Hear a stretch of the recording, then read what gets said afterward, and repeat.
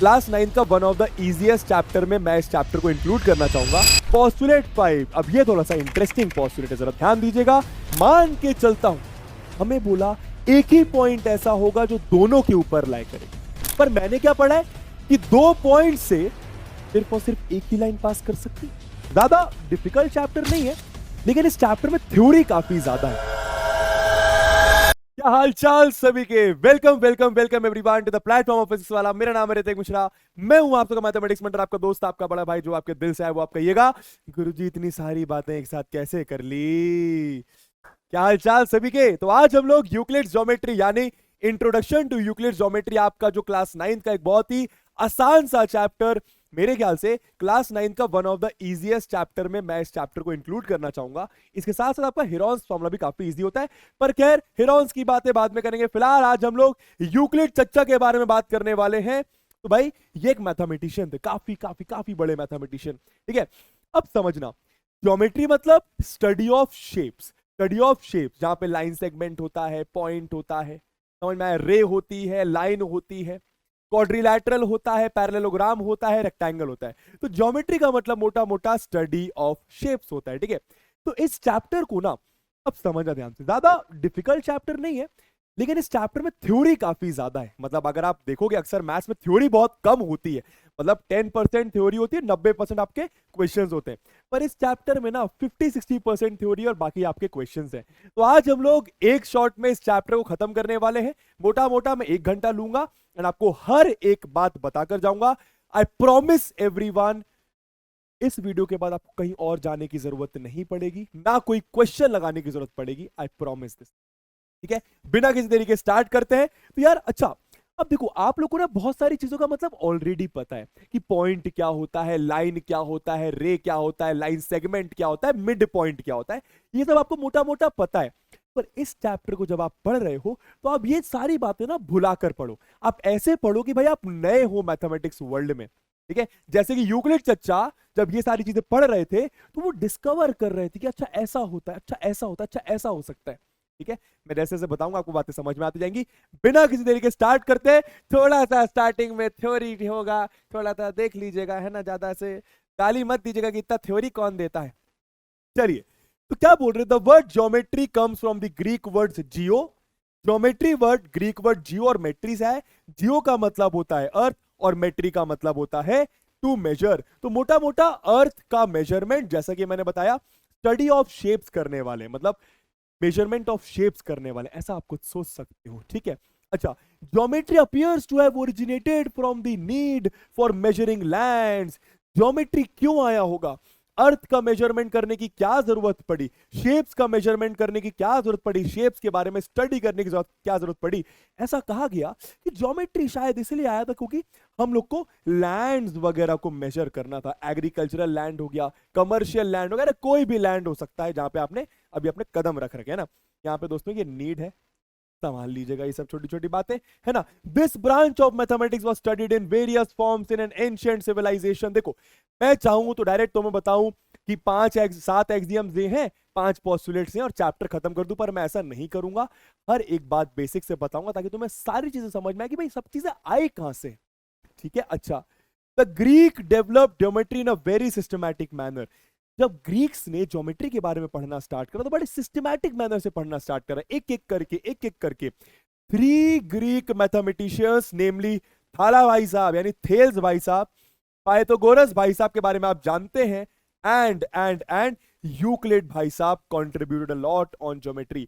Pythagoras भाई साहब, Thales भाई साहब और यूक्लिड भाई साहब ने काफी ज्योमेट्री के ऊपर कंट्रीब्यूशन करा। अब आगे देखते हैं कि हुआ क्या। Thales prove that a circle is bisected by its diameter। अब आप ये बात जानते हो पहले से, बट स्टिल आप ऐसा सोचो, जब कोई नहीं जानता था ये सब बातें, जब किसी को ये नहीं पता था कि पॉइंट क्या होता है, लाइन क्या होता है, मैथ्स क्या होता है, तब ये लोग ये सारी बातें बता रहे थे। वैसे आपको पहली बात का मतलब पता है, Thales prove that a circle is bisected by its diameter। Thiel भाई साहब ने क्या प्रूव करा? जो सुन के अभी तुम बोलोगे क्या फुद्दू बात प्रूव करी है, ये तो मैं ही प्रूव कर देता। अबे चपड़गंजी, वो तो अब बहुत सारी चीज जानता है इसलिए प्रूव कर। पर थेल भाई साहब ने क्या बोला उस समय, जो सर्कल होता है वो उसके डायमीटर से बाइसेक्ट हो जाता है, मतलब डायमीटर सर्कल को दो इक्वल पार्ट्स में डिवाइड करता है। डायमीटर सर्कल को दो इक्वल पार्ट में डिवाइड करता है, आपको ये बात अच्छे से पता है, ठीक है। Pythagoras developed the theory of geometry to a great extent. Pythagoras ने भी ज्योमेट्री में काफी अपना कंट्रीब्यूशन दिया। यूक्लिड इंट्रोड्यूस्ड दैट, यूक्लिड चच्चा introduce the method of proving mathematical results by using deductive logical reasoning and the previously proved results। अब जो आप सबकी प्रॉब्लम है ना कि क्लास 9th में लाइंस एंड एंगल्स में, ट्राइंगल्स में, क्वाड्रिलैटरल्स में, सर्कल्स में या फिर इन जनरल प्रूफ वाले क्वेश्चंस गुरुजी ज्योमेट्री में नहीं बनते हैं, तो ये यूक्लिड चर्चा लेकर आया। भाई आप कोई भी चीज प्रूफ करते हो किसकी मदद से करते हो? कुछ थ्योरम्स होती हैं, आपको पहले कुछ थ्योरम्स पढ़ाई जाती है, उन थ्योरम्स की मदद से आपको कुछ क्वेश्चंस दिए जाते हैं और प्रूफ करने को बोला जाता है। ये जो तरीका है कि कुछ ऑलरेडी प्रूव्ड चीजों की मदद से आप कुछ और चीजें प्रूव कर रहे हैं, कुछ ऑलरेडी प्रूव्ड चीजों की मदद से आप कुछ और चीजें प्रूव कर रहे हैं, ये जो तरीका है ना कुछ चीजों की मदद से कुछ और चीजें प्रूव करना, ये आपके यूक्लिड चच्चा, यूक्लिड भाई साहब लेकर आए थे। तो भैया ये सारी फसाद की जड़ है भैया। खैर अब तो नहीं रहे, पर हाँ बहुत ज्यादा कंट्रीब्यूशन करा है, मजाक कर रहे हैं हम, ठीक है। चलिए, the geometry of plane figures is known as Euclidean geometry. Geometry of plane figures, जहां पे आप प्लेन फिगर्स के बारे में पढ़ते हैं, लाइन सेगमेंट हो गया, रेक्टेंगल हो गया, रोम्बस हो गया, क्वाड्रिलैटरल हो गया, ऐसा फिगर जो एक प्लेन सरफेस में बनाया जा सकता है उसको मैं प्लेन फिगर कहता हूं, ठीक है। तो ऐसी ज्योमेट्री जहां पे हम प्लेन फिगर्स के बारे में पढ़ते हैं उसको मैं यूक्लिडियन ज्योमेट्री कहता हूं। His famous book elements, Euclid चर्चा की एक बुक थी एलिमेंट्स करके, बुक का नाम एलिमेंट्स था, उसको उन्होंने 13 चैप्टर्स में डिवाइड करा था, मतलब उस बुक में 13 चैप्टर्स थे और उसमें काफी काफी खूबसूरत रिजल्ट्स हैं ज्योमेट्री पर। तो ये मोटा मोटी आपके चैप्टर का हिस्ट्री था कि कहां से यूक्लिड भाई साहब आए और इन्होंने ज्योमेट्री के बारे में कंट्रीब्यूशन देना स्टार्ट करा। अब थोड़ा सा आगे बात करते हैं। जो यूक्लिड की एलिमेंट्स वाली बुक थी उस बुक को हम समराइज कर सकते हैं कुछ इन पॉइंट्स में, मतलब उस बुक में मोटा मोटा उसने ये सब बताया। क्या भैया? Euclid summarised work of geometry as definitions. Euclid ने जितना भी काम करा उसको समराइज करा डेफिनेशंस के फॉर्म में। क्या? A few of them are given below, कुछ गिवन बिलो है। अब यहां से आपका चैप्टर शुरुआत होता, ठीक है।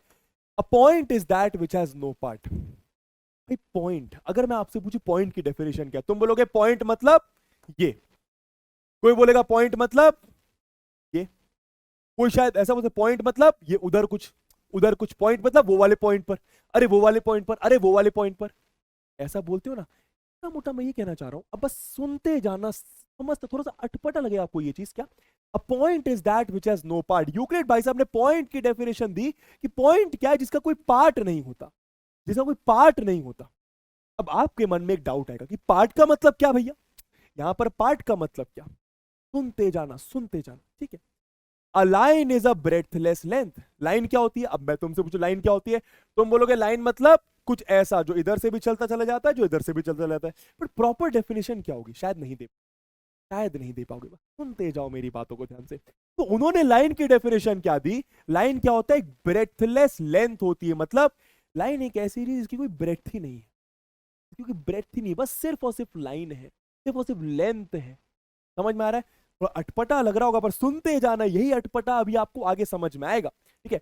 The ends of a line are points, the ends of a line are points. कुछ ऐसा बोला कि लाइन के जो एंड पॉइंट्स होंगे वो पॉइंट होंगे, वो पॉइंट होंगे। समझ में आया? ठीक है, आपको ये पता भी है, पर सुनते जाना बस वो क्या कह रहा है। ये अपनी बुक में ये सारी चीजें बता रहा था। अ straight line is a line which lies evenly with the points on itself. Straight line क्या होती है? अ straight line is a line जिसमें बहुत सारे पॉइंट्स होते हैं, तो बहुत सारे पॉइंट्स होते हैं। समझ में आ रहा है? ऐसा कुछ वो बताने की कोशिश कर रहे हैं, ठीक है। A surface is that which has length and breadth only. Surface क्या होता है? जैसे ये बोर्ड है, जैसे बोर्ड है, सरफेस का मतलब जिसका सिर्फ और सिर्फ लेंथ या ब्रेथ, जैसे बोर्ड का ये लेंथ हो गया और ये ब्रेथ हो गया। समझ में आया? ठीक है। The edges of a surface are lines. और जो सरफेस का एज है, जो कोना वाला पार्ट है, मतलब ये सरफेस है, ये सरफेस है, सरफेस की ये लेंथ और वो ब्रेथ, तो इस सरफेस का जो एंड पार्ट है वो एक लाइन है कि नहीं है? इस बोर्ड का जो एंड पार्ट है इधर, वो एक लाइन है कि नहीं है? समझ में आ रहा है? तुम्हारे फोन में जहां पे तुम ये वीडियो देख रहे हो, उसका तो वो जो सरफेस है, तुम्हारा फोन का जो सरफेस है, उसका ये वाला पार्ट, ये एक लाइन है, नीचे एक लाइन है, इधर एक लाइन है, इधर एक लाइन है। बस ये बताने की, समझाने की कोशिश कर रहा है। A plane surface is a surface which lies evenly with the straight lines on itself। अब जैसे उसने क्या बोला कि लाइन क्या है भैया, जिसके ऊपर बहुत सारे पॉइंट्स हैं। सरफेस क्या है, जो बहुत सारे लाइन से बने हैं। मानो ये मैंने बोर्ड लिया, एक सरफेस, ये बहुत सारे लाइन से मिलकर बनी है। समझ में आए? ऐसा वो बताना चाह रहा था कि उस समय की बात है जब किसी को कुछ भी नहीं पता था। तो मैं जानता हूं ये तुम्हें बहुत बेसिक चीजें लग रही हैं, पर बस आप सुनते जाओ कि ये आया कहां से, क्या कहना चाह रहा है। अब ध्यान से सुनना। जो यूक्लिड भाई साहब ने अपनी डेफिनेशंस दी, उसमें एक प्रॉब्लम है। If we carefully study these definitions, अगर हम केयरफुली इन डेफिनेशंस को पढ़े, we will find that some of the terms like part, भाई जब यूक्लिड चच्चा ने पॉइंट की डेफिनेशन दी तो उन्होंने पार्ट वर्ड का यूज करा। बट अगर वो पॉइंट की डेफिनेशन में पार्ट वर्ड का यूज करा, तुम्हारे मन में डाउट आएगा कि पार्ट का मतलब क्या होता है, कि पार्ट का मतलब क्या होता है। सुनना ठीक है। फिर भैया लेंथ ब्रेड्थ इवनली, अगर तुम और डेफिनेशंस दो तो ब्रेड्थ का मतलब क्या हुआ ये भी समझाना जरूरी है, लेंथ का मतलब क्या हुआ ये भी समझाना जरूरी है। अगर मैं तुमसे बोलूं a line is a breadthless length, तो तुम बोलोगे ब्रेडथलेस का मतलब क्या है, लेंथ का मतलब क्या है। सुन, तो तुमको पता है इन चीजों का मतलब, पर शायद समझा नहीं पाओ। अब सुनना ठीक है। वैसे यहां पर जो ये बहुत सारी डेफिनेशंस थी यूक्लिड की, इसमें बहुत सारे ऐसे वर्ड्स यूज करे गए जिनका फर्दर एक्सप्लेनेशन जरूरी है। ठीक है। For example in the definition of a point the word part needs to be defined. If you define part, अगर पॉइंट की डेफिनेशन देते वक्त पार्ट वर्ड का यूज करा, तो मैं डाउट है कि पार्ट वर्ड क्या होता है। मैंने तुम्हें पार्ट वर्ड का मतलब ही समझा दिया। अब पार्ट वर्ड का मतलब मैंने तुमसे समझाया कि भैया part is something that occupies area. Part का मतलब कुछ ऐसी चीज जो कुछ एरिया ऑक्यूपाई करता है। तुम बोलोगे अब एरिया का मतलब क्या होता है, then again area has to be defined. तो मैं तुम्हें कुछ बताऊंगा फिर तुम डाउट पूछोगे, मैं तुम्हें कुछ बताऊंगा फिर तुम डाउट पूछोगे, ऐसे करते करते कभी डाउट खत्म नहीं बन। समझना मेरी बात। We can see that there was a chain of words, बहुत सारे ऐसे वर्ड्स थे which remain undefined। ऐसे बहुत सारे वर्ड्स हुए, ऐसे बहुत सारे वर्ड्स हुए उस समय जो अनडिफाइंड रह गए, जिसकी कोई प्रॉपर डेफिनेशन आज तक नहीं दे पाता है। उनमें से एक वर्ड है पॉइंट। इसीलिए आज तक अगर मैं तुमसे पूछूं पॉइंट क्या होता है, तुम शायद बोलोगे पॉइंट मतलब ये बिंदु, पॉइंट मतलब वो पॉइंट, पर आज तक तुम उसकी प्रॉपर डेफिनेशन नहीं दे। अगर मैं तुमसे पूछूं लाइन क्या होता है, तुम उसकी आज तक एक प्रॉपर डेफिनेशन दे ही नहीं पाओगे। तो कुछ वर्ड्स को अनडिफाइंड छोड़ना पड़ा, कुछ वर्ड्स को अनडिफाइंड बिना डिफाइन करे छोड़ना पड़ा। उनमें से कुछ वर्ड्स थे आपके लाइन, पॉइंट वगैरह वगैरह वगैरह वगैरह वगैरह। समझ में आया, क्लियर हुआ? अब सुनना ठीक है। तो यहां तक आपको चीजें समझ में आई, कुछ वर्ड्स को अनडिफाइंड छोड़ दी। ठीक है। कुछ वर्ड्स का मतलब फटाफट समझ लेने से आप लोगों को जैसे पता है पॉइंट का मतलब एग्जैक्टली तो डिफाइन नहीं कर पाओगे, पर अगर डिफाइन करना चाहो, अ point is an exact location. Point मतलब कोई एग्जैक्ट लोकेशन की बात कर रहा है, वहां पर वहां पर वहां पर इसको मैं पॉइंट कह सकता हूं। ठीक है। लाइन सेगमेंट का मतलब तुम्हें पता है, the straight path between two points A and B. मानो मैंने एक पॉइंट लिया ए, अब पॉइंट का मतलब तुम्हें पता है, पॉइंट मतलब एक एग्जैक्ट लोकेशन। मानो प्रीति का घर, और मानो यहां पे आपके किसका भैया, मेरा घर, ऋतिक का घर। ठीक है। तो जो एक ऐसी लाइन या फिर इन दोनों को कनेक्ट करने वाला स्ट्रेट पाथ, इन दोनों को कनेक्ट करने वाला स्ट्रेट पाथ, भाई पाथ तो इन दोनों कनेक्ट करने वाला ये भी हो सकता है, ये भी हो सकता है, ये भी हो सकता है, ये भी हो सकता है, पर स्ट्रेट पाथ को मैं क्या बोलूंगा, लाइन सेगमेंट बोलूं। ठीक है। रे का मतलब क्या होता है बबुआ, तुम लोग को शायद पता होगा, रे का मतलब अ लाइन सेगमेंट। अब तुम्हें लाइन सेगमेंट का मतलब पता है, लाइन सेगमेंट को दोस्तों ऐसे डिनोट करते हैं। अगर ए भी एक लाइन सेगमेंट है, मतलब उसके ऊपर बस ऐसा डैश लगा दिया। ठीक है। A line segment when extended indefinitely in one direction is a ray AB। ठीक है। मानो इस लाइन सेगमेंट को, मानो जो आपका ए बी लाइन सेगमेंट है जो कि दो पॉइंट से मिलकर बना है, अगर उसको मैं एक डायरेक्शन में एक्सटेंड करते जाऊं, उसको मैं एक एरो से डिनोट करता हूं, उसको मैं एक रे कह देता हूं।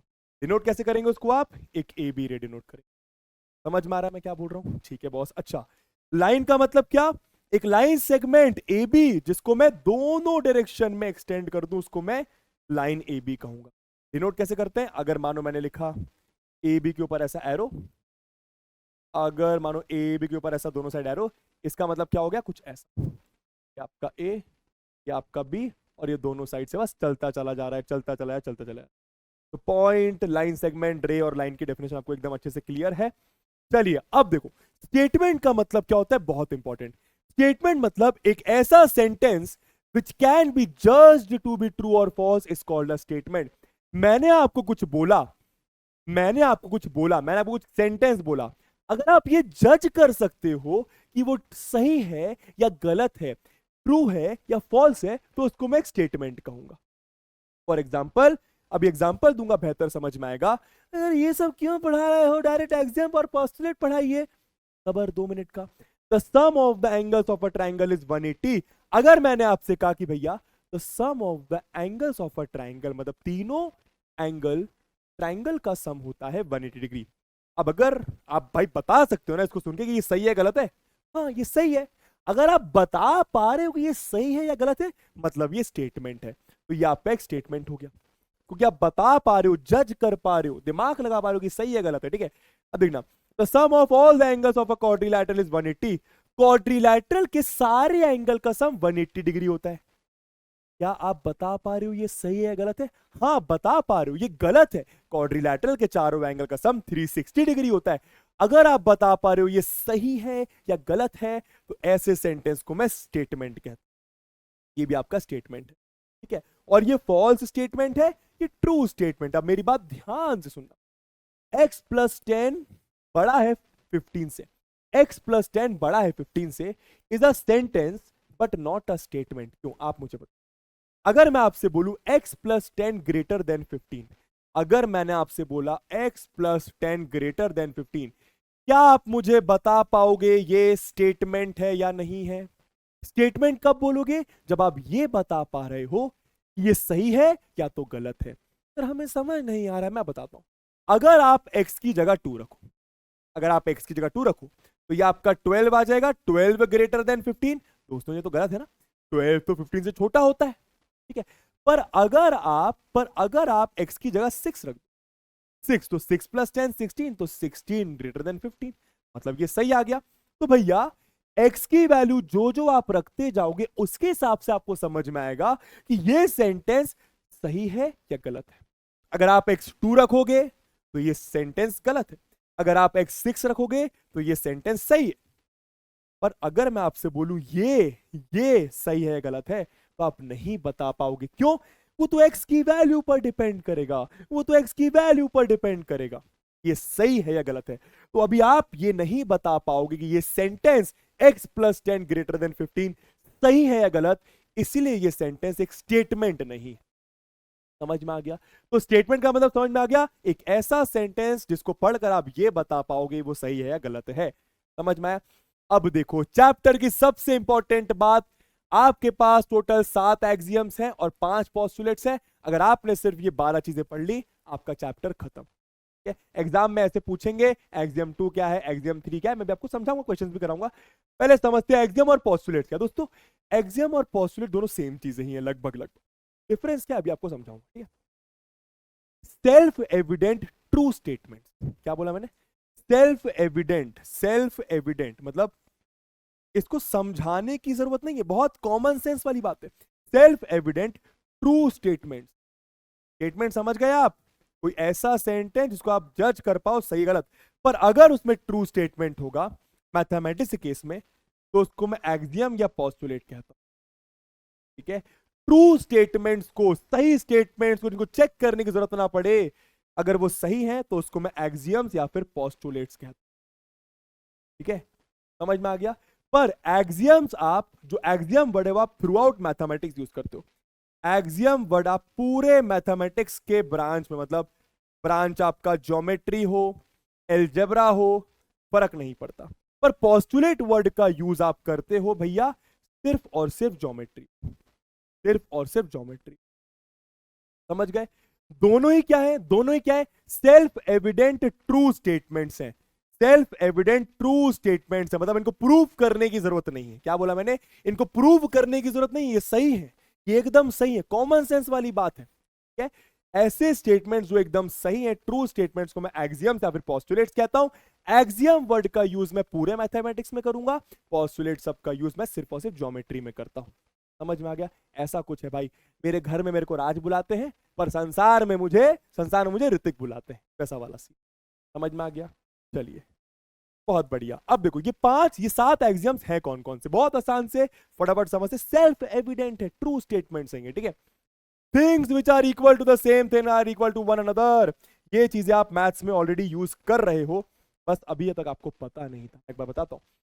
Things which are equal to the same thing, चीजें जो किसी सेम चीज के इक्वल है, चीजें जो किसी सेम चीज के इक्वल है वो आपस में भी इक्वल होंगी। कहने का मतलब, मानो पहला वाला, मानो अगर ए बराबर बी है और सी बराबर भी है, तो things which are equal to the same thing, ये दो चीजें जो सेम चीज के बराबर है, भाई दोनों बी के बराबर है, दोनों बी के बराबर है, दोनों बी के बराबर है, तो ये दोनों आपस में भी बराबर होंगे, तो ये दोनों आपस में भी बराबर होंगे।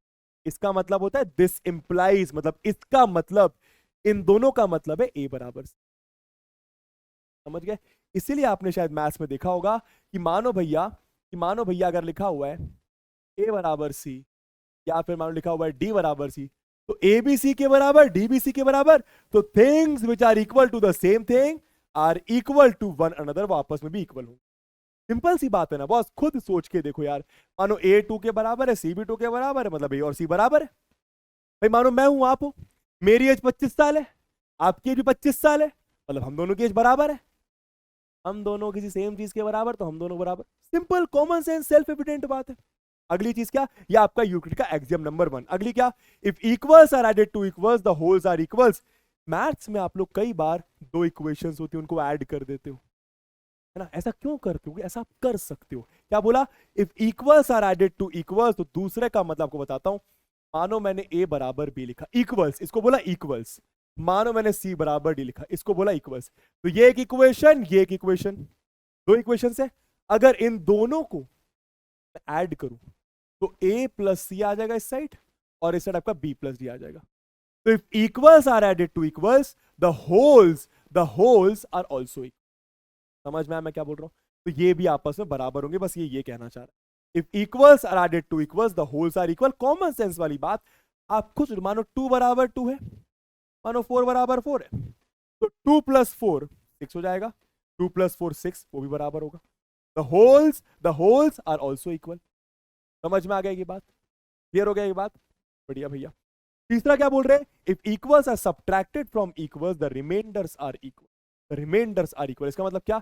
इफ इक्वल्स आर सब्ट्रैक्ट, मतलब अगर आप दो इक्वेशन को ऐड कर सकते हो तो उसको सब्ट्रैक्ट भी कर सकते हो, वो भी इक्वल होगा। तो कहने का मतलब तीसरा वाला, मानो ए बराबर बी है, मानो सी बराबर डी है, अगर आप दोनों को माइनस करो तो इसका मतलब क्या होगा कि ए माइनस सी, ठीक है, ये रिमाइंडर, बी माइनस डी, ये रिमाइंडर, ये भी आपका इक्वल होगा।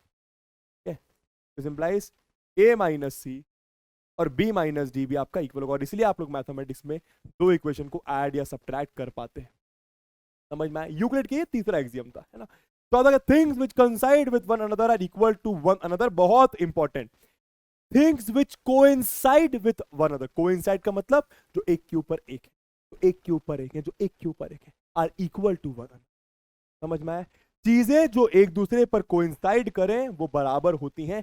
फॉर एग्जाम्पल, मानो मैंने लिखा, मानो मैंने एक ए बी लाइन सेगमेंट बनाया, ठीक है, और मानो मैंने एक सी डी लाइन सेगमेंट बनाया, और मानो मैंने एक सी डी लाइन सेगमेंट बनाया। अब अगर आप देखो, सी डी लाइन सेगमेंट और ए बी लाइन सेगमेंट एक के ऊपर एक है, कोइंसाइड कर रहे हैं, एक के ऊपर एक कोइंसाइड कर रहे हैं। इसका मतलब कुछ नहीं, इसका मतलब बस ये कि A B line segment C D line segment के बराबर है, A B line segment C D line segment के बराबर है। मानो मैंने पॉइंट ए लिया, ठीक है, और पॉइंट डी लिया जो कि इधर है।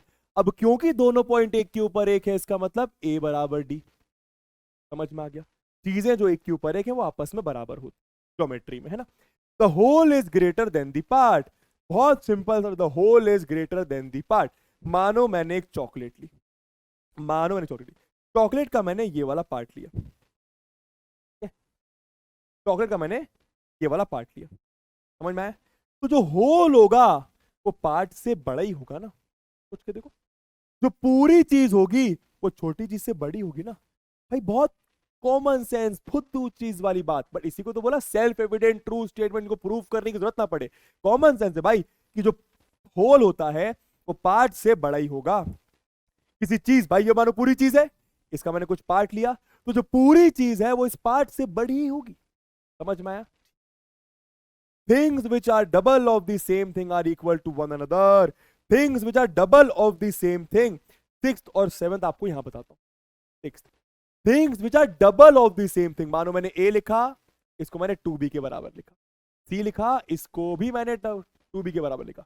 तो things which are double of the same thing, things which are double of the same thing are equal to one another, ये आपस में बराबर हो।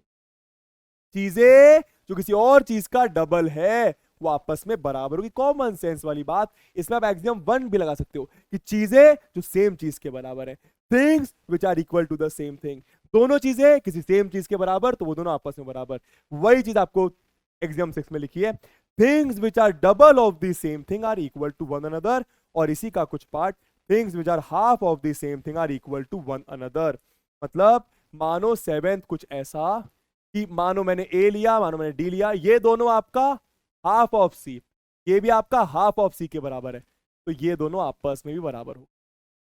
समझ में आया? Things which are half of the same thing, ये चीजें जो हाफ है किसी सेम चीज का। तो फॉर एग्जांपल आप ऐसा सोच सकते हो इसको कि भैया जो 100 है वो 200 का आधा है।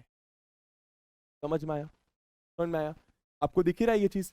और मानो मैंने यहाँ पे नहीं, इसको एग्जाम्पल से मत, आप ऐसे समझ, ठीक है? चीजें जो किसी और चीज का आधा है वो आपस में बराबर होंगी। या आपकी यूक्लिड की 7 एग्जाम एकदम उंगलियों में रटी होनी चाहिए और पॉइंट वाइज, मतलब पहली एग्जाम कोई पूछे दिमाग में आएगा things which are equal to the same thing are equal to one another. दूसरी exam if equals are added to equals the wholes are equal, मतलब आप इक्वेशंस को ऐड कर सकते हैं। थर्ड वाला if equals are subtracted from equals then the remainders are equal. Fourth वाला क्या था भैया, things which coincide with one another equal to one another, मतलब चीजें जो एक दूसरे के ऊपर होती है वो इक्वल होती हैं। फिफ्थ वाला the whole is greater than the part. Sixth वाला things which are double of the same thing are equal. Seventh वाला axiom things which are half of the same thing are equal to one. ये आपकी 7 exam एकदम उंगलियों में रटी होनी चाहिए, है ना? अब जैसे ये कुछ इंपॉर्टेंट बातें कि इंसिडेंस एक्सियम भी आप लोग पढ़ लो, है ना? लाइंस के बारे में, लाइंस आप लोग जानते हो लाइन क्या है भैया? एक लाइन सेगमेंट को इनडेफिनेटली दोनों डायरेक्शन में प्रोड्यूस करो वो एक लाइन बन जाती है। तो लाइन के बारे में कुछ एक्सियम्स पढ़ लो। एक्सियम मतलब सेल्फ एविडेंट ट्रू स्टेटमेंट्स, आपके ट्रू स्टेटमेंट्स है, बहुत important. A line contains infinitely many points, simple सी बात, कोई लाइन है वो बहुत सारे पॉइंट से मिलकर बनी है, इनफिनिटली मेनी पॉइंट से मिलकर बनी है। समझ में आ गया? ठीक है। Through a given point infinitely many lines can be drawn. भाई किसी एक पॉइंट से मैं कितनी लाइंस ड्रॉ कर सकता हूं? किसी एक पॉइंट से मैं कितनी लाइन ड्रॉ कर सकता हूं? बहुत सारी। किसी भी एक पॉइंट से मैं बहुत सारी दोस्तों लाइंस ड्रॉ कर सकता हूं। क्या बात समझ आ रही है? देखो ना, इस एक लाइंस, एक पॉइंट से मैं कितनी सारी lines, infinite many lines draw कर सकता हूं। ये बात आप याद रखो। समझ में आ गया? आगे क्या लिखा है, बहुत इंपॉर्टेंट, ये आपका इंपॉर्टेंट है। क्या क्या लिखा भैया? One and only one line can be drawn to pass through two given points A and B. अब ये बहुत इंपॉर्टेंट है, क्या कि सिर्फ और सिर्फ एक ही लाइन पास कर सकती है 2 पॉइंट। कहने का मतलब मानो मैंने एक पॉइंट बनाया ए, एग्जैक्ट लोकेशन, मानो एक पॉइंट बनाया मैंने बी, इन दोनों पॉइंट से दोस्तों सिर्फ और सिर्फ एक ही लाइन पास करेगी। कैसे? मानो आपने एक लाइन यहां से लेकर गए ए से, मानो आप एक लाइन ए से लेकर गए, ये बी को टच करेगी, कोई दिक्कत नहीं है। समझ में आए? इसको मैं आगे एक्सटेंड कर देता हूं। समझ गए? तो भाई आप ऐसे क्यों हो, तो आगे अपन कर सकते हैं। समझ गए? देखो एक ही लाइन ऐसी है जो ए और बी दोनों से पास करे। क्या कोई और दूसरी लाइन नहीं होगी जो ए और बी दोनों से पास करे? नहीं, ऐसी बहुत सारी लाइंस होंगी, ऐसी बहुत सारी लाइंस होंगी जो ए से पास करेंगे, क्योंकि एक पॉइंट, ऐसी बहुत सारी लाइन जो ए से, मानो ये लाइन ए से पास कर रही है पर ये बी से पास नहीं करेगी, कॉमन सेंस।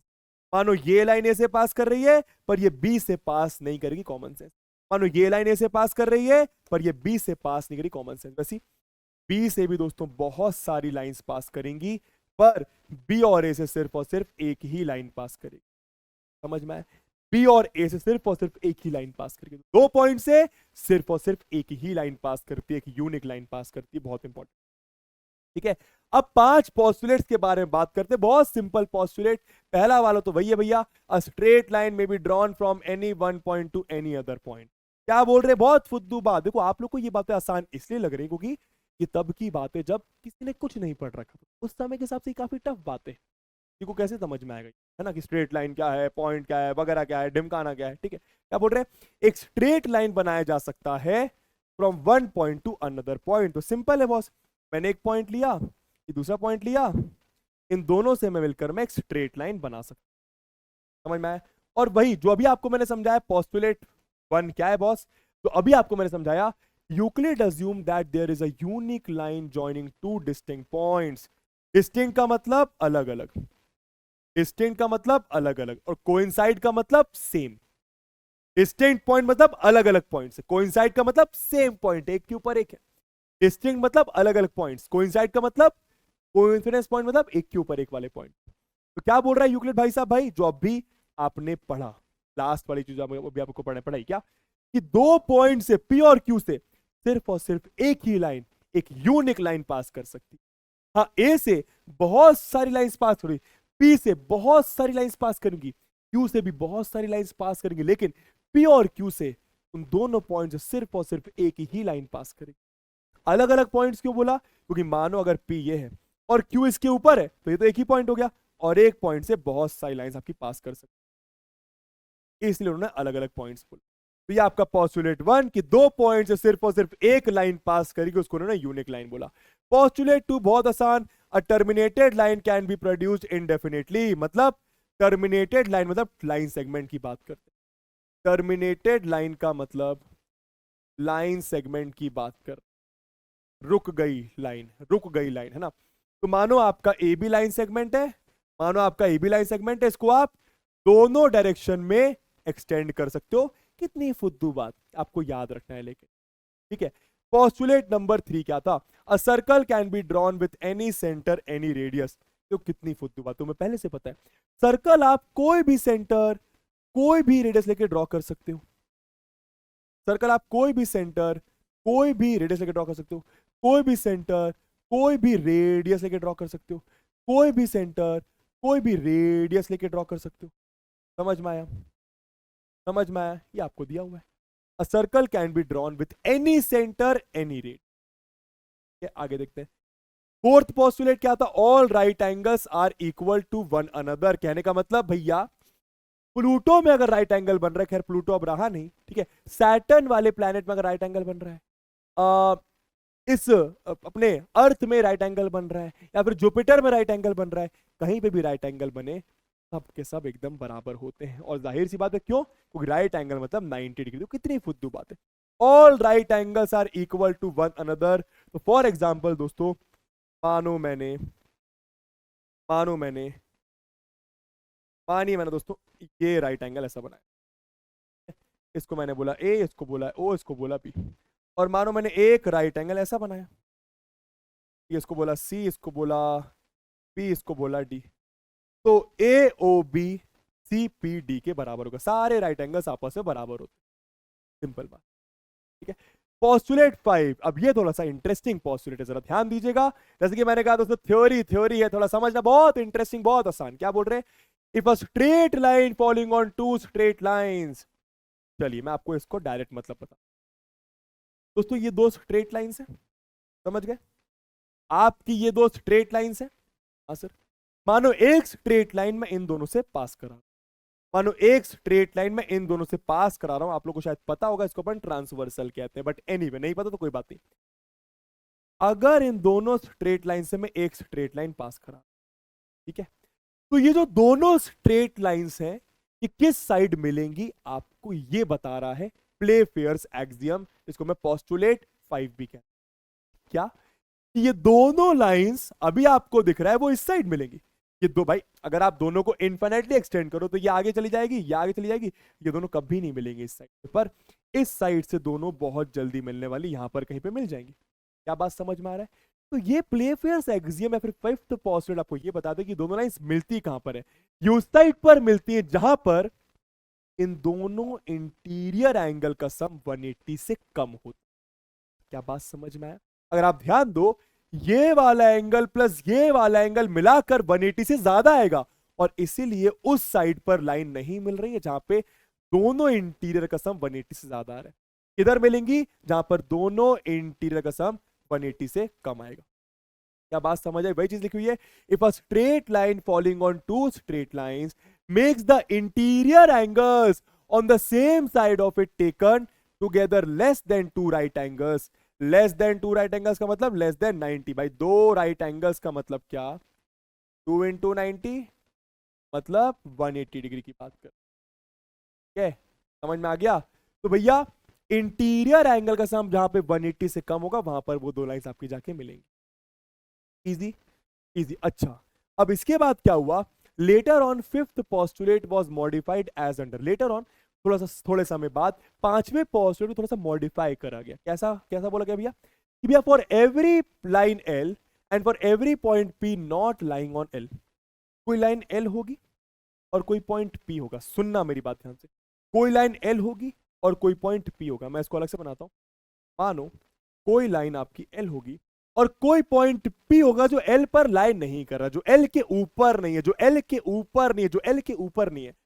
ये क्या कह रहे हैं कि पी पॉइंट से सिर्फ और सिर्फ एक ही लाइन ऐसी पास करेगी। अच्छा, अब आप लोग को पता है कि पी पॉइंट से बहुत सारी लाइंस पास कर सकते, पी पॉइंट से एक पॉइंट से बहुत सारी लाइंस पास कर सकते, पर एक ही ऐसी लाइन होगी, पर एक ही ऐसी लाइन होगी जो एल के पैरेलल होगी। समझ में आया?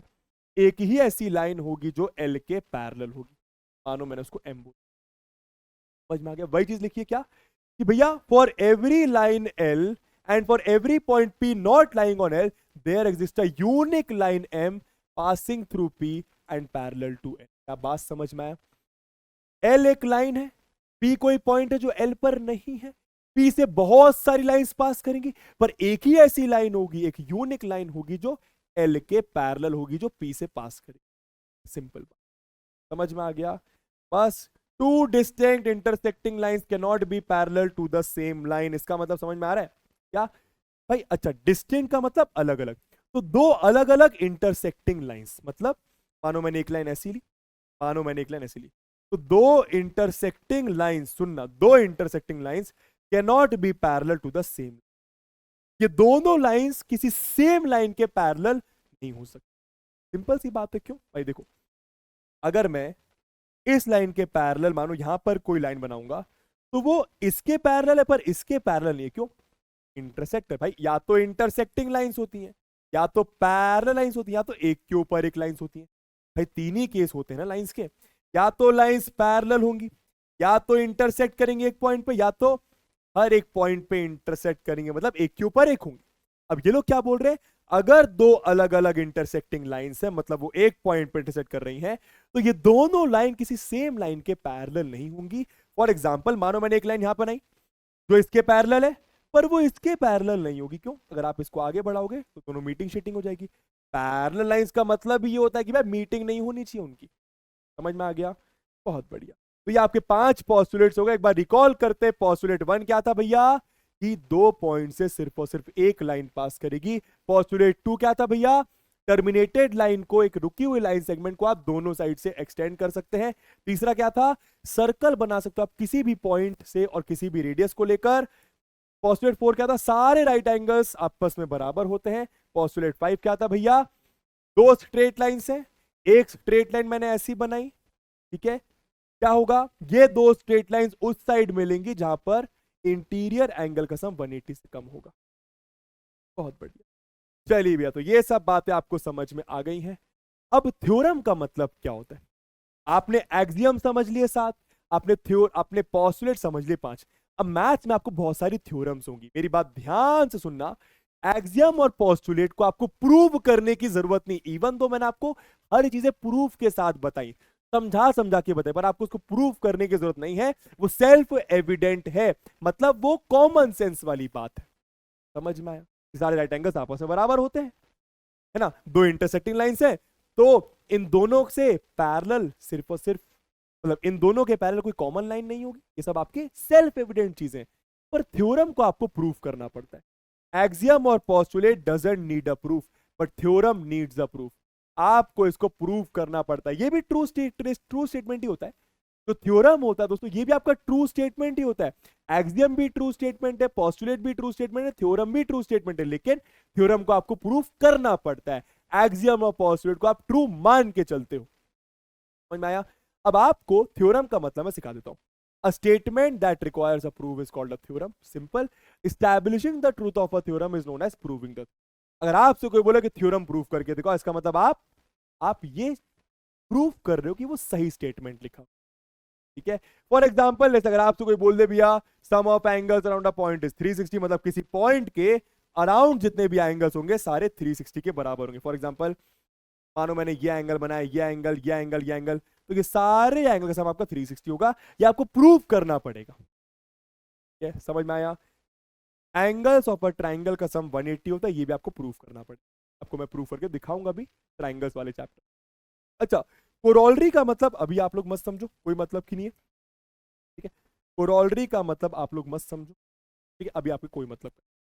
ठीक है, चलिए अब इस चैप्टर में दोस्तों आपको एक थ्योरम प्रूफ करने को बोला जाएगा, और यही इस चैप्टर का सबसे इंपॉर्टेंट क्वेश्चन है। प्लीज ध्यान से देखना, और इसके बाद आपको मैं कुछ एमसीक्यू क्वेश्चंस कराऊंगा, फिर आपका चैप्टर खत्म। ठीक है, तो ध्यान दीजिए, आप सिर्फ और सिर्फ क्वेश्चंस की बारी है ना। एक थ्योरम दे रहा हूं, इसको आपको प्रूफ करना पड़ेगा। थ्योरम क्या है? Prove that two distinct lines, मतलब दो अलग अलग लाइंस, दो डिस्टिंक्ट लाइंस की बात कर रहे हैं, मतलब दो अलग अलग लाइंस की। क्योंकि लाइन दोस्तों सेम भी हो सकती है। मानो एक लाइन मैंने ये ली और एक इसी के ऊपर ले ली, तो ये कोइंसिडेंस लाइन हो गई। इन्होंने बोला दो अलग अलग lines cannot have more than one point in common. दो अलग अलग लाइंस का एक से ज्यादा पॉइंट कॉमन नहीं। मानो मैंने एक लाइन ये ली, एक लाइन ये ली, तो इन दोनों में सिर्फ और सिर्फ एक ही पॉइंट कॉमन होगा, एक से ज्यादा पॉइंट कॉमन नहीं होगा। सिर्फ और सिर्फ एक ही पॉइंट कॉमन होगा, एक से ज्यादा पॉइंट कॉमन नहीं हो सकता। आपको ये प्रूव करना है। काफी कॉमन सेंस वाली बात है वैसे, अगर आप ध्यान दो। अगर इसको आगे प्रोड्यूस करो, इसको आगे प्रोड्यूस करो, तो एक ही पॉइंट ऐसा होगा जो दोनों के ऊपर लायक। एक ही पॉइंट होगा, इसके अलावा कोई और पॉइंट हो ही नहीं सकता। देखो ना, इसके अलावा दोनों अलग से डाइवर्ज होती हुई चली जा रही है, और यहां पर तो पहले से डाइवर्ज हो रही थी। तो आपको यह प्रूफ करना है कि दो अलग अलग लाइंस का एक से ज्यादा पॉइंट कॉमन नहीं होगा, मतलब उन दोनों लाइंस पर एक ही पॉइंट ऐसा होगा दोनों लाइंस पर आ रहा होगा। एक ही पॉइंट ऐसा हो जो दोनों लाइंस पे आ रहा होगा, एक से ज्यादा पॉइंट नहीं होगा। कैसे प्रूव करें? देखो कैसे प्रूव करें, ध्यान देना। प्रूफ पूरा लिख कर रहा है क्योंकि बहुत इंपॉर्टेंट है और आसान भी। क्या बोल रहे हैं भैया, क्या बोल रहे हैं? देखो, अगर L पैरेलल टू M, अब दो केस हो सकते क्या? अगर दो अलग अलग लाइन, समझना, अगर दो अलग अलग लाइंस, अगर दो अलग अलग लाइंस, तो दो केस हो सकते हैं। या तो लाइंस आपकी इंटरसेक्टिंग होंगी, मतलब या तो लाइंस मतलब ऐसी होंगी कुछ कहीं पे जाके मिलेंगी, या तो लाइंस आपकी पैरेलल होंगी, ऐसा हो सकता है। फिर से बताऊंगा, तीन ही केस होते हैं। या तो लाइन एक के ऊपर एक होती है, कोइंसिडेंस, या तो लाइन पैरेलल होती है, या तो लाइन इंटरसेक्टिंग होती है। देखो आगे जाके इंटरसेक्ट करेगी। अब ये वाला केस तो है नहीं, क्योंकि उन्होंने बोला दो अलग अलग लाइंस है, तो दो अलग अलग लाइंस मतलब ये तो हो नहीं सकता, ये दोनों होगा। तो क्या बोल रहे हैं? अगर if L parallel to M then clearly there is no point common to both L and M। तो एक बात तो क्लियर है कि भैया अगर दो लाइंस पैरेलल है तो उनके बीच में कोई भी पॉइंट कॉमन नहीं होगा। समझ में आया? ठीक है भैया, तो ये बात तो क्लियर है। अब हम वो वाला केस देखते हैं जब L M के पैरेलल नहीं है। तो दो ही केस है, या तो L M के पैरेलल या तो L M के पैरेलल नहीं है। तो इस केस में तो एक भी पॉइंट कॉमन नहीं है दोनों में। इस केस में देखते हुए कितने पॉइंट्स कॉमन, कैसे प्रूव करना है? इफ पॉसिबल, मैं मान के चलता हूं, हमें बोला एक ही पॉइंट ऐसा होगा जो दोनों के ऊपर लाई करेगा। मैं मान के चलता हूं कि एक से ज्यादा पॉइंट, मान के चलता हूं कि P एंड Q दो पॉइंट्स हैं तो L और M दोनों में आ रहे हैं। मतलब मतलब P और Q इसमें भी आ रहा है, P और Q इसमें भी आ रहा है, और P और Q इसमें भी आ रहा है। ऐसा मैं मान के चलता, ऐसा मैं मान के चलता, ठीक है। पर अगर मैं ऐसा मान के चलूंगा, देखना प्रॉब्लम क्या है। Then L contains both P and Q, मतलब L लाइन में भी P और Q आ रहा है, और M लाइन में भी आपका P और Q आ रहा है। सुनते रहना ध्यान से। पर हमें एक बात पता है, but we know that there is only one line passing through two distinct points P and Q। भाई मैं मान के चलता हूं कि भैया P और Q इसमें भी आ रहा है और P और Q इसमें भी आ रहा है, ऐसा मैं मान के चलता हूं। पर मैंने क्या पढ़ा है कि दो पॉइंट से सिर्फ और सिर्फ एक ही लाइन पास कर सकती, दो पॉइंट से सिर्फ और सिर्फ एक ही लाइन पास कर सकती है। और अगर आप ध्यान दो, मेरे मानने की वजह से क्या हुआ कि इन दोनों पॉइंट से ये लाइन भी पास कर रही है और इन दोनों पॉइंट से ये लाइन भी पास कर रही है। क्या बात समझ आई? भाई मुझे क्या प्रूफ करना है कि भैया इन दोनों लाइंस में सिर्फ और सिर्फ एक ही पॉइंट कॉमन होगा, वो कहीं पे यहां पर होगा। मैं मान के चल रहा हूं कि भाई एक से ज्यादा पॉइंट कॉमन होगा। एक से ज्यादा पॉइंट कॉमन है मतलब वो जो दो पॉइंट्स हैं वो इसमें भी आ रहे हैं और इसमें भी आ रहे हैं। पर ऐसा पॉसिबल नहीं है, क्यों? क्योंकि दो पॉइंट से सिर्फ और सिर्फ एक ही लाइन निकलती है, पर मेरे मानने की वजह से एल भी निकल रही है, एम भी निकल रही है। तो बस वही बात क्या, but we know that there is one and only one line passing through दो अलग अलग पॉइंट्स। समझ में आया? क्लियर हुआ?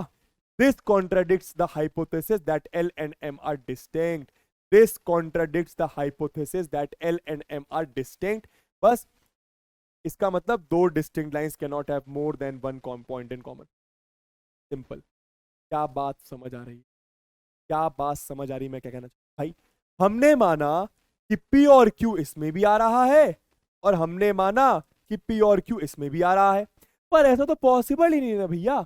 आप क्या लिखोगे कि let's suppose there are two points common to L and M। इसका मतलब P and Q lies on M, P and Q lies on L। पर अब आप क्या लिखोगे, but this is not possible. Why? Because दो पॉइंट से सिर्फ और सिर्फ एक ही लाइन पास कर सकती, पर मेरे ऐसा मानने की वजह से दो पॉइंट से दो अलग अलग लाइंस पास कर रही है। This is not possible. तो हम लास्ट में क्या लिखेंगे? This is not possible, hence our assumption was wrong. हमारा अजम्पशन रॉन्ग था, हमारा ये मानना ही गलत था कि इनमें दो पॉइंट्स कॉमन, देयरफॉर इसमें सिर्फ और सिर्फ एक ही पॉइंट। समझ में आया मैं क्या बोल रहा हूं? समझ में आया अपन क्या बोलना चाह रहा है? पक्का? चलिए बॉस, है ना, आगे चलते। अब देखो कुछ क्वेश्चन है बहुत आसान से, क्या बोल रहे हैं? If a point C lies between two points A and B such that AC बराबर BC। बहुत सिंपल क्वेश्चन है। Point C lies between two points A and B, ठीक है? तो दो पॉइंट्स है, मानो ए और बी। पॉइंट सी इनके बीच में कहीं पे लाई कर रहा है। अब बीच में मतलब जरूरी नहीं एकदम बीच में, बीच में मतलब मानो यहां पे लाई कर रहा है। क्या दिया अपन को? अपन को दिया हुआ है इस तरीके से लाई कर रहा है कि आपका AC BC के बराबर है, कि आपका AC BC के बराबर है। Prove that AC is equal to half of AB। Prove that AC is equal to half of AB। अपन को क्या प्रूव करना है? कि जो AC है वो हाफ ऑफ AB के बराबर, जो AC है वो हाफ ऑफ AB के बराबर है, जो AC है वो हाफ ऑफ AB के बराबर है। कैसे प्रूव करेंगे? देखते, देखो हमको AC हाफ ऑफ AB चाहिए, मतलब AC तो चाहिए, यहाँ पे AB चाहिए। तो मैंने क्या दिमाग लगाया? मैंने ये दिमाग लगाया कि अगर मैं दोनों साइड AC ऐड कर दूं, समझना, मुझे दिया हुआ है AC बराबर BC, मुझे इधर AB चाहिए। भाई मुझे क्या प्रूव करना है? मुझे प्रूव करना है, इधर लिखता हूं मैं, टू प्रूव कि जो AC है वो हाफ ऑफ AB है। बहुत आसान प्रूफ है वैसे तो, ठीक है, देखते हैं। तो AC तो चाहिए, यहाँ पे AB चाहिए। मैंने क्या दिमाग लगाया? BC की जगह AB लाने के लिए, BC की जगह AB लाने के लिए AC प्लस करना, BC की जगह AB लाने के लिए, BC की जगह AB लाने के लिए AC प्लस करना पड़ेगा। तो मैंने क्या दिमाग लगाया कि दोनों साइड AB प्लस कर दिया। मुझे एक बात बताओ, AC बराबर AC होता है ना? AC बराबर AC होता है, ये तो बहुत सिंपल सी बात है ना? अच्छा अब एक बात देखो भाई, AC बराबर AC क्यों? Things which coincide with one another. AC और AC एक ही बात है। समझ में आ रहा है? अब इसको मैंने पहली इक्वेशन बोला है, इसको मैंने दूसरी इक्वेशन बोला। यूक्लिड के दूसरे एक्सियम के हिसाब से if equals are added to equals, अगर मैं इक्वल्स को ऐड करूं, अगर मैं इक्वल्स को ऐड करूं तो वो भी इक्वल्स होंगे। तो यह आपका आ गया 2AC BC प्लस AC। तो BC प्लस AC, भाई BC प्लस AC AB के साथ कोइंसाइड कर रहा है। क्या ये बात समझ आ रही है? भाई BC और AC AB के ऊपर आ रहा है, मतलब कोइंसाइड कर रहा है, मतलब बराबर होगा। यूक्लिड का फोर्थ एक्सियम मेरे ख्याल से, things which coincide with one another are equal to one another. तो 2AC आपका दोस्तों AB के बराबर, 2 उधर चला गया, AC आपका हाफ AB के बराबर। देखो प्रूव करना बहुत आसान है, पर एक्सियम्स यूज करके कैसे प्रूव कर रहा हूं ये मैं आपको सिखाने की कोशिश कर रहा हूं। समझ में आ गया? बहुत बढ़िया भैया, आगे चला जाए। बहुत ही आसान। क्या बोल रहे हैं? AC बराबर BD दे रहे हैं आपको, AC बराबर BD दे रहे हैं, ठीक है? तो आपको गिवन है AC बराबर BD। क्या प्रूव करना है? क्या आपको गिवन है, और क्या प्रूव करना है आपको? कुछ AB बराबर CD। आपको प्रूव करना है कुछ AB बराबर CD। आपको AC दिया हुआ है, इसकी जगह आपको AB लाना है। आपको BD दिया हुआ है, इसकी जगह आपको CD लाना है। क्या बात समझ में आ रहा है? क्या बात समझ? फिर से बोलूंगा, आपको AC दिया हुआ है, इसकी जगह AB लाना है, तो मुझे बताओ AC में ऐसा क्या करूं AB आ जाए। फिर से बोलूंगा, देखो आपको AC दिया हुआ है, AC की जगह आपको AB चाहिए, तो AC से अगर ये वाला पार्ट मैं हटा दूं तो AB आ जाएगा, मतलब BC माइनस करना है। मैंने क्या दिमाग लगाया तुम, वैसे ही ये BD है, BD की जगह CD चाहिए, तो BD में अगर आप ये वाला पार्ट हटा दो तो CD आ जाएगा। समझ में आया? तो बस अपन ने क्या दिमाग लगाया, जरा प्रूफ में देखो।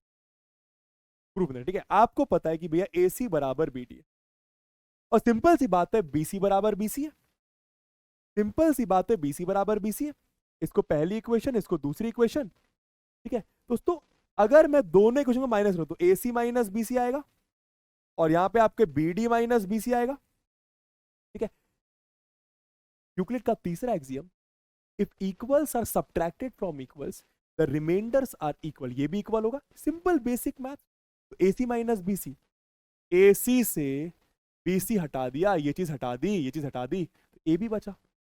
यहां पर लिख दिया आपने AB is equals to BD से आपने ये BC हटा दिया तो बचा CD। आंसर आ गया दोस्तों, AB बराबर CD। आंसर आ गया बबुआ, AB बराबर CD।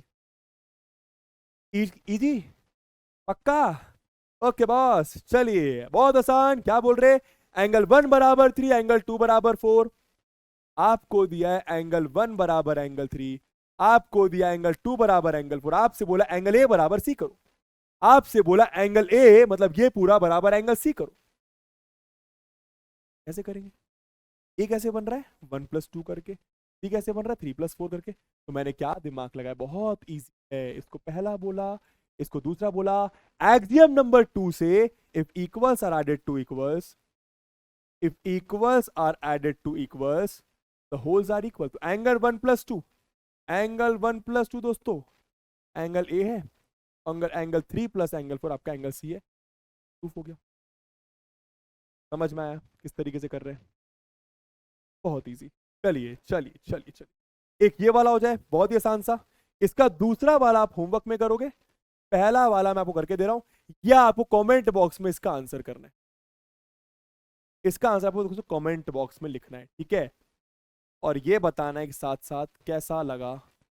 ठीक है, आपके कमेंट से हम सीखते हैं दोस्त, प्रूफ करते हैं अगर कुछ हम लोगों ने गलती करी होती है ना। क्या बोल रहे भैया, AB बराबर BC दिया हुआ है, आपको AB बराबर BC दिया हुआ है। ठीक, पहला वाला आपको AB बराबर BC दिया हुआ है। क्या बोला, प्रूफ करो AL बराबर MC, प्रूफ करो AL बराबर MC, AL बराबर MC। तो AB की जगह AL चाहिए और BC की जगह AM चाहिए। कैसे आएगा, कुछ क्वेश्चन में दिया हुआ है। L और M मिड पॉइंट्स है AB और BC। L क्या है, AB का मिड पॉइंट, मतलब आपको पता है ये बराबर ये, और M क्या है, BC का मिड पॉइंट, मतलब ये बराबर ये। आपको ये बातें पता है। मिड पॉइंट का मतलब सब लोग समझते हैं ना बॉस, कि अगर ये AB का मिड पॉइंट है मतलब ये बराबर ये अगर BC का मिड पॉइंट है मतलब ये बराबर ये। समझ में आ रहा है? चलिए कैसे करेंगे। AB बराबर BC दिया हुआ है, देखो मैंने क्या दिया। आपको एक बात पता है कि AB बराबर BC, ध्यान देना ठीक है, AL प्लस LB मिलकर AB बन, आपने इसको लिखा AL प्लस LB, और BC को आपने लिखा BM प्लस M, BC को आपने लिखा BM प्लस MC। क्या ये बात समझ आई? अब आपको क्योंकि AL चाहिए और MC चाहिए, तो AL लिखे रहने दिया, तो LB की जगह, LB की जगह आप AL लिख सकते हो, मिड पॉइंट है, AL लिखा। वैसे BM की जगह, BM की जगह आप MC लिख, मिड पॉइंट तो MC प्लस MC। आंसर आया, AL plus AL 2AL, MC plus MC 2MC, 2 नीचे आके 2 काट देगा, तो आपका आंसर आ गया AL बराबर MC। समझ में आया कैसे प्रूव कर रहा हूं? समझ में आया कैसे प्रूव कर रहा हूं? अब देखो यहाँ पे एक्सियम्स कैसे लग रही है।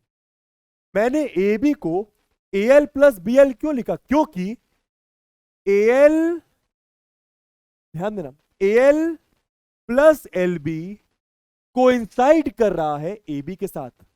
AL प्लस LB AB के ऊपर है, तो ए बी को आपने A L plus L B लिखा। Axiom number 4, things which coincide with one another are equal to one another.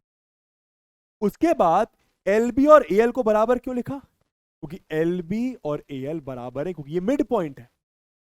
BM और एमसी बराबर, क्योंकि ये मिड पॉइंट है। तो बीएम को आप एमसी लिख सकते हो, एलबी को आप एएल लिख सकते हो। समझ गए? दूसरा बार आपको होमवर्क में करके रखना। जल्दी आंसर करिए। एक्सियम्स आर, क्या होते हैं axioms? Axioms are, axiom definitions होती है? नहीं। एक्सियम थ्योरम्स होती है? नहीं। एक्सियम्स आर यूनिवर्सल ट्रूथ, मतलब सत्य वचन है। जैसे कि मैंने बताया था, एक्सियम और पोस्टुलेट सत्य वचन है। सत्य वचन मतलब सही है, सेल्फ एविडेंट ट्रू स्टेटमेंट से इसको अपन यूनिवर्सल ट्रूथ भी बोलते हैं। ये वर्ड का यूज करना शायद मैं भूल गया था। ठीक है, तो एक्सियम्स भी यूनिवर्सल ट्रूथ होते हैं, पोस्टुलेट्स भी यूनिवर्सल ट्रूथ होते हैं। आप कहीं भी चले जाओ, ये सच सच है ही। ठीक है, universal truth specific to geometry, universal truth in all branch of mathematics. Option number D सही। एक्सियम और पोस्टुलेट दोनों ही यूनिवर्सल ट्रूथ होते हैं, लेकिन एक्सियम्स को आप थ्रू आउट मैथमेटिक्स यूज करते हो और पोस्टुलेट्स को आप सिर्फ और सिर्फ ज्योमेट्री में यूज। अगला क्या बोल रहे हैं? Which of the following is the false statement? इनमें से फॉल्स कौन सा है? Infinite number of lines can be drawn to pass through a given point. एक गिवन पॉइंट से बहुत सारी लाइंस पास कर सकती है, ये तो सही है। अ यूनिक लाइन भी can be drawn to pass through two given points. दो पॉइंट से सिर्फ और सिर्फ एक ही लाइन पास करेगी, यूनिक लाइन। सही है ये भी। रे ए बी बराबर रे बी है, क्या ये सही है? रे ए बी का मतलब, रे ए बी का मतलब दोस्तों होता है, रे ए बी का मतलब होता है कि भैया ऐसा कुछ। और रे बी ए का मतलब होता है, और रे बी ए का मतलब होता है ऐसा कुछ। रे बी ए का मतलब होता है ऐसा कुछ। समझ गए बात को? बी ए मतलब ए से एक्सटेंड हुई है, वो ए बी मतलब बी से एक्सटेंड हुई। तो ये दोनों अलग अलग चीजें, ये दोनों अलग अलग चीजें दोस्तों, ये आपको गलत स्टेट। ठीक है, अ रे has only one and point. एकदम से रे का सिर्फ और सिर्फ एक एंड पॉइंट होता है।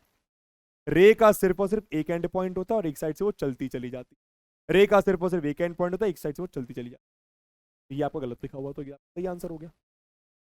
ठीक है, चलिए भैया, क्या बोल रहे हैं? क्या बोल रहे हैं भैया? क्या बोल रहे हैं भैया? और क्या कह रही है जनता? इजी है ये सब तो मेरे ख्याल से। ठीक है, चलो। Euclid's which axiom illustrates the statement that when x plus Y is equal to 15, x plus Y plus Z is equal to 15 plus Z. भाई अगर x प्लस वाई बराबर 15 लिखा हुआ है, तो इसको मैं x plus Y plus Z बराबर 15 प्लस जेड तो लिख सकता हूं। मैंने बेसिकली करा क्या भाई?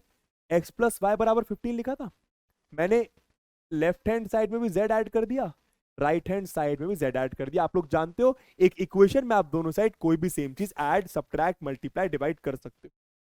बस मल्टीप्लाई डिवाइड में जीरो से नहीं कर, है ना? तो भाई ऐसा मैं कर सकता हूं, पर कौन सी एक्सियम से ऐसा मैं कर सकता हूं? कौन सी एक्सियम गुरुजी? ये तो समझ ही नहीं आ रहा दोस्तों। z बराबर z, आपको पता है, if equals are added to equals the wholes are equals. x plus Y plus Z, 15 plus Z, ये भी इक्वल। एक्सियम नंबर समझ गए? सेकेंड एक्सियम से आप ऐसा कर सकते हैं। चलिए, simple. A is of the same age as B, A की एज बी के बराबर है। C is of the same age as B, C की एज भी बी के बराबर है। Euclid's which axiom illustrates the relative ages of A and C. Euclid का कौन सा एक्सियम आपको ए और सी की एज के बारे में बताएगा? If things which are equal to the same thing. भाई ये दोनों चीजें सेम चीज के बराबर है, ये दोनों चीजें सेम चीज के बराबर है। Things which are equal to the same thing are equal to one another. इसका मतलब ए और सी की एज भी आपकी बराबर होगी। Axiom number 1, things which are equal to the same thing are equal to one another. ठीक है boss, okay sir.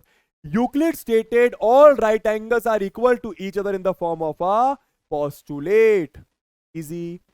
Postulate number मेरे ख्याल से 3 था, 3 या 4 था, ऐसे कुछ है ना।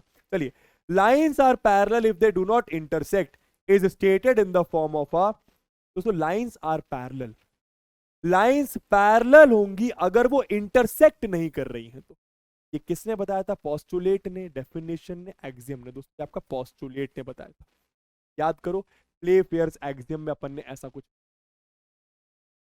ठीक है बॉस, चलिए यूक्लिड का सेकंड एक्सियम क्या था भैया? If equals are added to equals the wholes are equal. ये आपको ऐसे याद होना चाहिए, बस आपको कुछ क्वेश्चंस दिखा के आ रहा हूं। यूक्लिड का फिफ्थ पोस्टुलेट क्या था भैया? अच्छा ये सेकंड एक्सियम था, ठीक है। फिफ्थ पोस्टुलेट क्या था भैया? If a straight line following on two straight line makes the interior angles of the same, ये आपको मैंने सिखा दिया था। दो स्ट्रेट लाइंस है, एक स्ट्रेट लाइन पास हुई, इंटीरियर एंगल का सम जिस साइड 180 से कम होगा वहां पर वो दोनों लाइन जाके मिल जाएंगी। आपका सही। अगला क्या? Things which are double of the same things are equal. ठीक है, चीजें जो किसी और चीज का डबल है, चीजें जो किसी और चीज का डबल है, वो आपस में बराबर होंगी। समझ में आया? ठीक है। और क्या भैया? एक्सियम्स आर, तो ये तो अपन ने कर लिया है। ठीक है, ये बताओ जरा answer. Last two questions of the day. If a straight line falling on two straight lines makes the interior angles on the same side of it whose sum is 120, क्या बोल रहे हैं भैया? स्ट्रेट लाइंस है आपकी, मानो दो straight lines है, ऐसी दो स्ट्रेट लाइंस है, और एक और स्ट्रेट लाइन है जो इन दोनों से पास कर रही है। ये चीज लिखा क्या? If a straight line following on two straight lines, if a straight line following on two straight lines makes the interior angles on the same side of it whose sum is 120, तो मानो ये दोस्तों आपके interior बन रहे हैं, या आपके इंटीरियर बन रहे हैं। मानो इमेजिन करो कि इन दोनों का सम आपका 120 डिग्री के बराबर है। क्या पूछा? ठीक है, then the two straight lines, जो ये दो स्ट्रेट लाइंस है, इफ प्रोड्यूस्ड इनडेफिनिटली, मतलब अगर उनको प्रोड्यूस करा जाए, meet on the side on which the sum of the angles is, meet on the side on which the sum of the angles is. Imagine करो, पहले तो मैं आपको चलो ऐसे बताता हूं ये चीज, ये तो डायग्राम से तो समझ ही जाओगे। ठीक है, देखो इमेजिन करो कुछ ऐसा डायग्राम होगा, इमेजिन करो कुछ, ठीक है, और ये आपकी स्ट्रेट लाइंस। अब ये इंटीरियर और ये इंटीरियर, मानो इन दोनों इंटीरियर का सम आपका 120, तो ये दोनों लाइंस किस साइड मीट करेंगे आपसे बस आपको पता है दोस्तों, ये दोनों लाइंस आपकी इस साइड ही मीट करेंगे। आया ना? क्यों? मैंने आपको सिखाया था दोनों लाइंस उस साइड मीट करती हैं जहां पे एंगल का सम 180 से कम हो, 180 से कम हो, 180 से कम हो। तो ये 120 180 से कम है, वो समझ गए, इज इक्वल टू 180। समझ में आ गया? क्लियर हो गया बॉस? पक्का? अगला क्या बोल रहे हैं? बहुत बढ़िया सवाल। Prove that every line segment has only one mid point. Prove that every, ये बहुत अच्छा सवाल है, ये आपको पूछा जा सकता है यूक्लिड ज्योमेट्री में। ध्यान दीजिएगा, क्या बोल रहे हैं? Prove that every line segment, मतलब हर एक लाइन सेगमेंट का एक ही मिड पॉइंट होता है। प्रूव दैट हर एक लाइन सेगमेंट का एक ही मिड पॉइंट होता है। मानो मैंने एक लाइन सेगमेंट लिया ए बी, मिड पॉइंट मतलब एक ऐसा पॉइंट, एक ऐसा पॉइंट जो ए बी को दो इक्वल पार्ट में डिवाइड करे। क्वेश्चन में ये प्रूफ करने को कि किसी भी लाइन सेगमेंट का एक ही मिड पॉइंट होगा, दो मिड पॉइंट नहीं हो, या दो से ज्यादा नहीं हो, एक से ज्यादा नहीं हो। कैसे प्रूफ करें? मैंने माना कि चलो भैया सी इसका मिड पॉइंट, मैंने माना तो सी मिड। अब सुनना, अगर सी मिड पॉइंट है, अगर सी मिड पॉइंट है तो मैं इफ, चलो सी मिड पॉइंट, मानो मैंने सी को लिया मिड पॉइंट। ध्यान देना, अगर सी मिड पॉइंट है तो ए सी बराबर बी सी हो जाएगा। ध्यान देना, फोकस करना। अगर मैं दोनों साइड ए सी ऐड करता हूं तो ए सी प्लस ए सी, और इधर आपका बी सी प्लस ए सी, यूक्लिड के सेकंड एक्सियम की मदद से भाई ए सी बराबर ए सी है, तो इन दोनों को ऐड कर दिया। समझ गए? ओके बॉस, ध्यान देना तो ए सी प्लस ए सी आपका 2AC आ गया, और बी सी प्लस ए सी कोइंसाइड कर रहा है ए बी से, ए बी आ गया। ये तो बहुत सिंपल सी फोकट बात ना, BC और AC कोइंसाइड कर रहा है AB से, मतलब AB के ऊपर आ रहा है, मतलब वो AB के बराबर हो गया। ठीक है, एक्सियम नंबर 4। तो आपका AC आ गया हाफ ऑफ AB, आपका AC आ गया हाफ ऑफ AB। क्या ये बात समझ आई? ठीक है, अगर मैं C को मिड पॉइंट देता हूं, अब मैं मानता हूं कि चलो भैया D भी मिड पॉइंट है, मैं मानता हूं कि चलो भैया D भी मिड पॉइंट है। अब देखना D मिड पॉइंट मानने से क्या होगा, मानो D यहां पर है और मैंने माना कि D भी मिड पॉइंट है।